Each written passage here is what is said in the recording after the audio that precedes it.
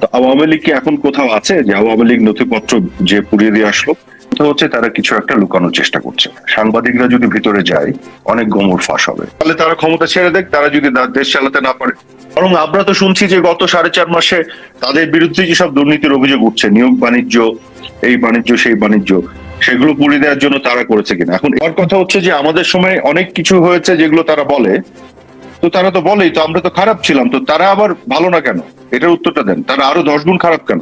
যে বাংলাদেশ সময় গতকালকে সচিবালয়ে সাংবাদিকদের প্রবেশের ক্ষেত্রে একটা নিষেধাজ্ঞা আরোপ করা হয়েছে। সাধারণত সচিবালয় প্রবেশের ক্ষেত্রে সাংবাদিকরা অ্যাক্রিডিটেশন কার্ড ব্যবহার করে থাকে তাদের প্রবেশের জন্য, তো সেটিকে আপাতত বাতিল রাখা হয়েছে এবং সাংবাদিকদেরকে সচিবালয়ের নিরাপত্তার জন্য তারা বলছে যে এটা ঝুঁকিপূর্ণ। তো এই যে সাংবাদিকদেরকে নিরাপত্তার ঝুঁকি মনে করা হচ্ছে, তো এই বিষয়টিকে আসলে আপনারা কিভাবে দেখেন, কি মনে হয়?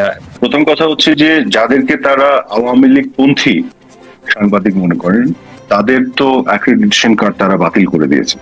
তার মানে এখন যাদের কাছে অ্যাক্রিডিটেশন কার্ড আছে তাদেরকে নিশ্চয়ই তারা তাদের পক্ষের বা তাদের প্রতি তাদের আস্থাভাজন এরকমই মনে করেন, কিন্তু সেই সাংবাদিকদের উপরও তারা আস্থা রাখতে পারছে না। এটা অর্থ হচ্ছে তারা কিছু একটা লুকানোর চেষ্টা করছে। সাংবাদিকরা যদি ভিতরে যায় অনেক গোমর ফাঁস হবে। আজকে তারা সরকারে আছে, ক্ষমতায় আছে, তাদের সাথে রাষ্ট্রের সকল প্রতিষ্ঠান, অথচ তাদের কাস্টাডিতে থাকা এই অফিসগুলি পুড়ে গেল এবং তাদের যে দায়িত্ব ছিল সেটি তারা না নিয়ে তারা একটা ষড়যন্ত্র তত্ত্ব বাজারে ছেড়েছে, যার হাতে সবকিছু, যে এটার কাস্টাডিয়ান, যে এটার গার্ডের দায়িত্ব আছে, তার থাকা অবস্থায় যদি এইভাবে আগুন লাগে তাহলে এই দায়িত্ব কার? এই দায় কার? এখানে হয় বলছে আরাফাত ভাই যে এর পেছনে ষড়যন্ত্র আছে এবং বিগত আপনাদের সময়ে টানা 16 বছরে যে ধরনের অন্যায় দুর্নীতি হয়েছে, এই দুর্নীতিকে আড়াল করার জন্যই ষড়যন্ত্র করে এই নথিপত্র পুড়িয়ে দেওয়া হয়েছে। তো আওয়ামী লীগ কি এখন কোথাও আছে যে আওয়ামী লীগ নথিপত্র যে পুড়িয়ে দিয়ে আসলো? এই ধরনের বালুখিল্য কথাবার্তা বলে মানুষকে তো বোকা বানানোর কোনো মানে হয় না। সকল ক্ষমতা তো তাদের, অথরিটি তাদের, দখল তাদের, তাদের দখলে সবকিছু, অথচ জিনিসগুলো পুড়ে গেল আর দায় দিচ্ছে অন্যদের ঘাড়ে। তো আমার কথা হলো যে এগুলো হয় কি, যে যখন নিজে দায় নিতে পারে না, নিজের কোনো যোগ্যতা স্বাক্ষর রাখতে পারে না, তাদের এখানে যেহেতু তারা এখন এই অফিসগুলোর দায়িত্বে আছে, কাজে সেগুলোকে রক্ষা দেওয়া, সুরক্ষা করার দায়িত্ব তাদের। আমি তো বরং আপনি যেটি বললেন যে এই মন্ত্রণালয়ের দায়িত্বে ছিলাম, সেই মন্ত্রণালয়ের দায়িত্বে থাকা একজন প্রতিমন্ত্রী হিসেবে আমি তো মনে করি যে এটি সঠিক তদন্ত করে বের করা দরকার কারা আসলে এই কাজটি করেছে। কারণ এটি তো খুবই একটা নেককারজনক একটি ঘটনা। আপনি সরকারি দলিল কেন এভাবে পুড়ে যাবে? এখানে হয় তারা নিজেরাই জড়িত ছিল অথবা তাদের এখানে এক ধরনের নেগলিজেন্সি ছিল এবং ফেইলিয়ার ছিল। তারাও এখানে দায়িত্বে আছে, তাদের এই দায় নিতে হবে। বরং আমরা তো শুনছি যে গত 4.5 মাসে তাদের বিরুদ্ধে যেসব দুর্নীতির অভিযোগ উঠছে, নিয়োগ বাণিজ্য, এই বাণিজ্য সেই বাণিজ্য, সেগুলো পুড়িয়ে দেওয়ার জন্য তারা করেছে কিনা। এখন এই ধরনের হাওয়ায় ওপর কথা তো না বলে তারাও যেটা বলছে, তদন্ত করলো না, কিছু করলো না, আগুন লাগলো, সাথে সাথে একটা স্টেটমেন্ট দিয়ে বাজারে ছেড়ে দিল।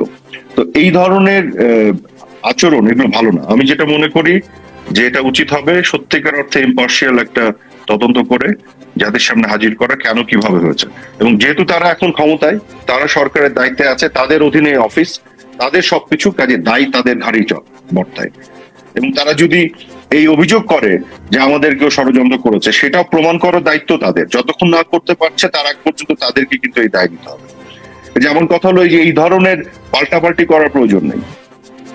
তাদের ক্ষমতায় আছে, তাদের হাতে সবকিছু, তারা এটা প্রমাণ করে দেখ তদন্ত করে। কিন্তু বলছে যে আওয়ামী লীগ আমলের আমলারাই এখনো সচিবালয়ের নেতৃত্বে আছে, তারাই আওয়ামী লীগের সঙ্গে যোগ সাজস করে এগুলো ঘটিয়েছে কিনা। আর তাহলে তারা ক্ষমতা ছেড়ে দেখ, তারা যদি দেশ চালাতে না পারে।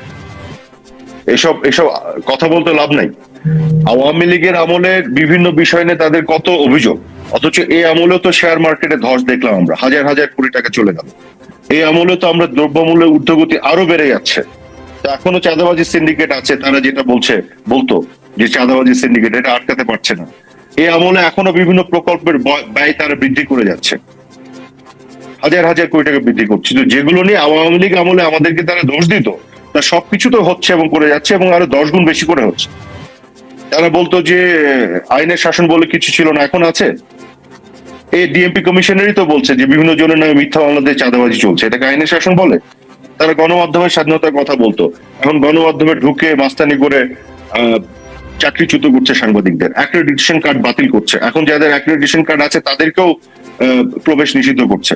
এখন করতে পারছে? এখন করতে পারছে? আওয়ামী লীগের আমলে তো সারাক্ষণ আওয়ামী লীগের বিরুদ্ধে সমালোচনা হয়েছে গণমাধ্যমে, এটা তো আপনারাই দেখেছেন। এবং কিছু কিছু টক শো ছিল, কিছু কিছু টেলিভিশন ছিল, তো সারাক্ষণ আওয়ামী লীগের বিরুদ্ধেই কথা বলতো। কিন্তু এখন আমি একজন ফর্মার মিনিস্টার হিসেবে এবং আওয়ামী লীগের কেন্দ্রীয় কার্যনির্বাহী সংসদের সদস্য হিসেবে আমি একটা স্টেটমেন্ট দিলে সেই স্টেটমেন্ট আজকে ছাপায় না। আমি যখন কথা বলি বলে তাদের উপর নিষেধাজ্ঞা আছে, ছাপাতে তারা ভয় পায়। কখন কোন পত্রিকার সামনে যে গরু জবাই দিবে, আওয়ামী লীগের আমলে এগুলো হয়েছিল?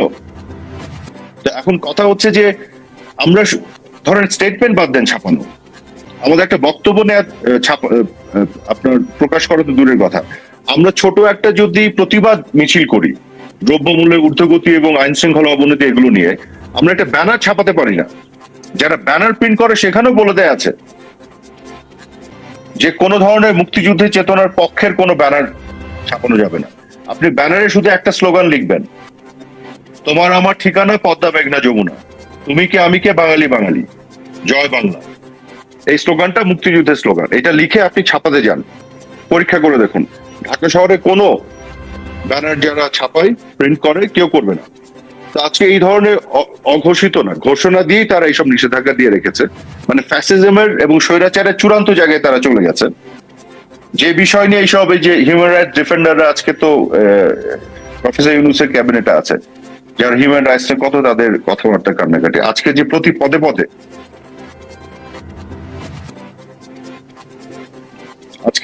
পদে পদে মানবাধিকার লঙ্ঘন হচ্ছে, কোনো বিচার ছাড়া অন্যায়ভাবে শিক্ষক, আপনার সাংস্কৃতিক কর্মী, লেখক, রাজনীতিবিদ সবাইকে, শাহরিয়ার কবিরকে ধরে রেখে দিয়েছে, এবং আমি খবর পেয়েছি যে তাকে নাকি ফ্লোরের মধ্যে শুয়ে থাকতে হয়। ফর্মার জাস্টিস শামসুদ্দিন চৌধুরী মানিক ফ্লোরের মধ্যে রেখে দিয়েছে যেন তারা ওখানে ঠান্ডায় নিউমোনিয়া হয়ে মারা যায়। আপনাদের আমলেও তো বলা হয় যে আয়না ঘর করা হয়েছিল, সেখানে অনেককে বন্দি করে মানবেতর জীবন যাপন করতে হয়েছে তাদের। তো সেই আয়না ঘরের তারা ইনভেস্টিগেট করে বের করুন, বিএনপির কোন নেতাটা আয়না ঘর থেকে বের হয়ে এসছে একটু দেখান, আপনি একটু দেখান কোন লেখক, সাহিত্যিক, কবি, প্রফেসর মোহাম্মদ জাফর ইকবালের মতো একজন মানুষ বা আওয়ামী লীগের বড় বড় নেতারা যারা এরকম, বিএনপির কোন নেতাটা আয়না ঘর থেকে বের হয়েছে? এবং সেই আয়না ঘরের বা এই যে এনফোর্স ডিসঅ্যাপিয়ারেন্স এর যে আপনার কমিশন করলো, সেই কমিশনের হেড এমন একটা লোককে বানাতে হলো যে হচ্ছে একজন জঙ্গির মামা শ্বশুর, এবং তারা যোগ সাজস করে এখন আর্মিতে যারা একবারে সর্বোচ্চ পর্যায়ে বিভিন্ন সময় দেশের জন্য সার্ভ করেছে তাদেরকে এখন ইমপ্লিকেট করার চেষ্টা করছে। তো এরকম একটা কমিশনের চেয়ারম্যান বানাতে হলো কেন, যদি সত্যিকার অর্থে নিরপেক্ষভাবে তারা এই তদন্তগুলি করতে চাইতো, তাই না? আমার কথা হচ্ছে যে আমাদের সময় অনেক কিছু হয়েছে যেগুলো তারা বলে, তো তারা তো বলেই তো আমরা তো খারাপ ছিলাম, তো তারা আবার ভালো না কেন? এটার উত্তরটা দেন, তারা আরো 10 গুণ খারাপ কেন? যখন তারেক রহমানের অর্থ পাচার নিয়ে তদন্ত করেছিল তখন তো তারা সেটা তাদের ওয়েবসাইটে পাবলিশ করেছিল, সেটা এখন গেলেও আপনি পাবেন। এফবিআই তখন সেই সময়ের এজেন্ট, স্পেশাল এজেন্ট ডেবরা ল্যাপ্রফর্ড, সে বাংলাদেশে এসে সাক্ষ্য দিয়ে গেছে। তো এখন এফবিআই সেই এজেন্টদেরকে একটু এনে বলাতে বলেন, তাহলে আমরা মেনে নিব। সরকারের পক্ষ থেকে বলা হচ্ছে যে তারা টাকা ফেরত আনার চেষ্টা করবে।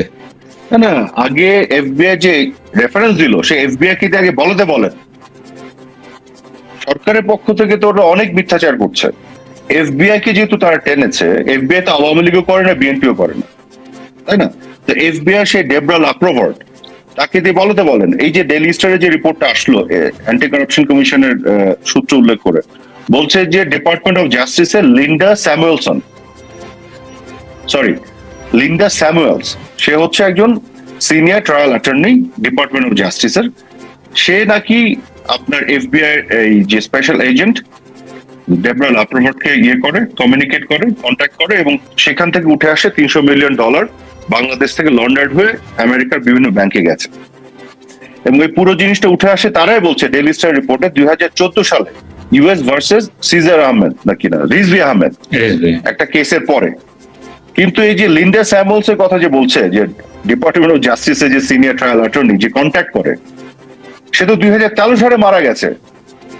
আর এই পুরো ঘটনাটা নাকি সূত্রপাত হচ্ছে 2014 সালে, এই রিপোর্টে আছে। তো মৃত লিন্ডা স্যামুয়েলস 2014 সালে ওই ঘটনার পরে এসে কি করে ডেবরা ল্যাপ্রভটকে আপনার কন্ট্যাক্ট করলো? এই উত্তরটা আগে দিতে বলেন।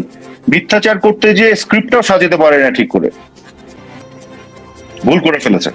আর সবচেয়ে বড় কথা হচ্ছে লিন্ডা স্যামুয়েলস মারা গেছে, ডেবরা ল্যাপ্রভট তো বেঁচে আছে। উনি কিন্তু এখন ইন্টারন্যাশনাল আপনার ক্রাইম ইনভেস্টিগেটর। উনার একটা অফিসিয়াল লিঙ্কডইন পেজ আছে, অফিসিয়াল। তো ডেবরা ল্যাপ্রভট কিছুদিন আগে, আপনাকে আমি লিংক পাঠিয়ে দিব, আমি পোস্টও করেছি আমার টুইটারে। ডেবরা ল্যাপ্রভট কিছুদিন আগে তার লিঙ্কডইনে একটা পোস্ট করেছে। কি নিয়ে পোস্ট করেছে জানেন? বাংলাদেশ থেকে অর্থ পাচার নিয়ে। কোন বিষয়টি নিয়ে করেছে জানেন? তারেক রহমানের যে অর্থ পাচার, সেটা নিয়ে ডেবরা ল্যাপ্রভট পোস্ট করেছে। তো ডেবরা ল্যাপ্রভট বেঁচে আছে, তাহলে এই সরকারকে বলেন যে ডেবরা ল্যাপ্রভট যে ওই $300 মিলিয়ন সজীব ওয়াজির জয় পেয়েছিল, তো ডেবরা ল্যাপ্রভট ওইটা নিয়ে কেন একটা পোস্ট দিল না? সে তো বেঁচে আছে। এফবিআই কেন ওইটা নিয়ে কোনো কথা বলছে না? কাজে এরা এগুলো সব বানাচ্ছে। এই যে টিউলিপকে নিয়ে যেটা করলো, আমি তো মনে করি এটা করে তারা একটা বড় ধরা খাবে। কেন ধরা খাবে? ধরেন অ্যান্টি কারাপশন কমিশন টিউলিপ সহ নেত্রী এবং শেখ রেহানা এবং সবার বিপক্ষে একটা ইনভেস্টিগেশন শুরু করলো, বাংলাদেশের এই ডক্টর ইউনূসের অ্যান্টি কারাপশন কমিশন। সো এটা যদি শুরু করে, তাহলে খুব স্বাভাবিকভাবে টিউলিপ যেহেতু ইউকে তে একজন মিনিস্টার, এটা একটা খবর হবে। খবরটা কি? যে বাংলাদেশে অ্যান্টি কারাপশন কমিশন টিউলিপ সিদ্দিকীর বিপক্ষে এরকম একটা তদন্ত শুরু করছে। খবরটা কিন্তু এইটা, তদন্ত শুরু করছে, কারণ করেছে তো। কিন্তু আপনি এই প্রশ্নটা করেন তো, এই তদন্তটা কেন শুরু করলো? কারণ তার পিছন দিকে যান, এক ব্যক্তি রিট করেছে কোর্টে, তার ভিত্তিতে তদন্ত শুরু করেছে। আচ্ছা, যে ব্যক্তি রিট করেছে সেই ব্যক্তি কিসের ভিত্তিতে রিট করেছে? তার পিছন দিকে যান, কারণ সেই ব্যক্তি রিটে বলছে বাংলাদেশের গণমাধ্যমগুলোতে এই খবরটা এসছে যে টিউলিপ সিদ্দিকী ওই রূপপুর পাওয়ার প্ল্যান্ট নিয়ে নেগোশিয়েট করে সেই টাকাটা সে নিয়েছে। আচ্ছা, বাংলাদেশের গণমাধ্যমে যে খবরটা এসছে কোথা থেকে আসলো? তারও একটু পিছিয়ে যান। বাংলাদেশের সকল গণমাধ্যম এই রিপোর্টটা যে করেছে কোন রেফারেন্সে? একটা ওয়েবসাইটস এর রেফারেন্সে। ওয়েবসাইটস এর নামটা কি? সব একটু চেক করে দেখেন। গ্লোবাল ডিফেন্স কর্প, এই ওয়েবসাইটসে এই খবরটা প্রথম আসে। যেরকম একটা ডিল হয়, সেই ডিলের ফলে এত হাজার কোটি টাকা টিউলিপ এটার সাথে ছিল, সেটা রেফারেন্সে আপনার আমাদের গণমাধ্যমগুলো এটা রিপোর্ট করলো। সেই রিপোর্টের বেসিসে রিড করা হলো, রিটের বেসিসে অ্যান্টি কারাপশন কমিশন আপনার তদন্ত শুরু করলো।